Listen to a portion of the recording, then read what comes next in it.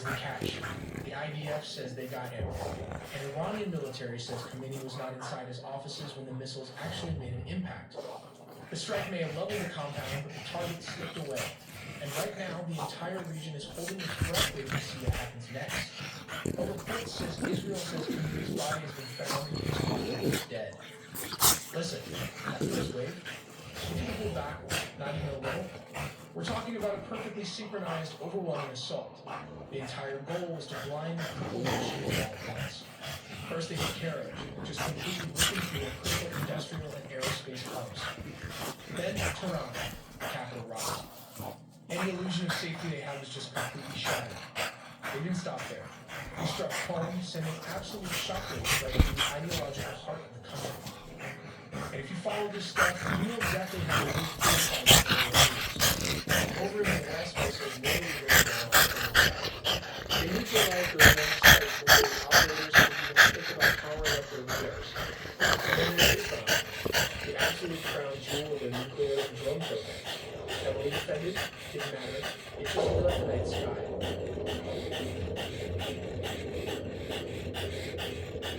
But how did the US and Israel actually pull off a preemptive strike on Iran? First of all, look at this map. To make this happen, they didn't just rely on local land bases. They brought two massive floating cities right to Iran's doorstep. Down in the Arabian Sea, you've got the USS Abraham Lincoln carrier strike group bearing down on the south and east. And over in the eastern Mediterranean, the biggest newest ship USS Gerald R. Ford. While Israeli jets flew all the way across the Middle Eastern Iranian airspace, the timing was absolutely critical. The moment those IDF jets reached their marks, the missiles were released. And that brings us to the most terrifying, complicated part of this entire operation, the synchronization. Military planners rely on a tactic called time on target. Look at this map. We have missiles from submarines, cruise missiles, transport ships, and massive global droppers of stealth bombers. They're all deployed to locations at entirely different times. But here is the genius of it. The U.S. military machine was mathematically choreographed so everything that had to Kerch, Tehran, Qom, Kerman, Shah, and Isfahan at the exact same second the Israeli jets dropped their guided bombs. It was designed to be a total systemic shock and explodes at the same time. A move to collapse the regime instantly.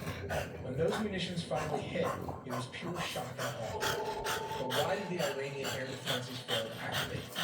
Well, to put it simply, the U.S. military operates in a completely different league. Using a highly advanced mix of electronic warfare and cyber operations, coordinated from space to the ground, the coalition was able to inject false data directly into Iranian radar screens.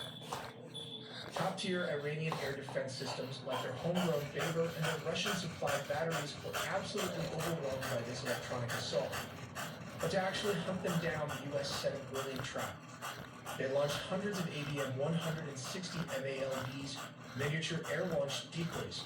To a panicked Iranian radar operator staring at a chaotic screen, these tiny drones look exactly like a massive squadron of F-15s or F-16s screaming toward the capital.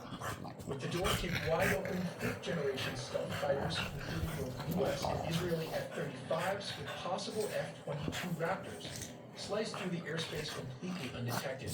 Ultimately, the Iranian air defense network wasn't just suppressed, it was completely dismantled at least one time period.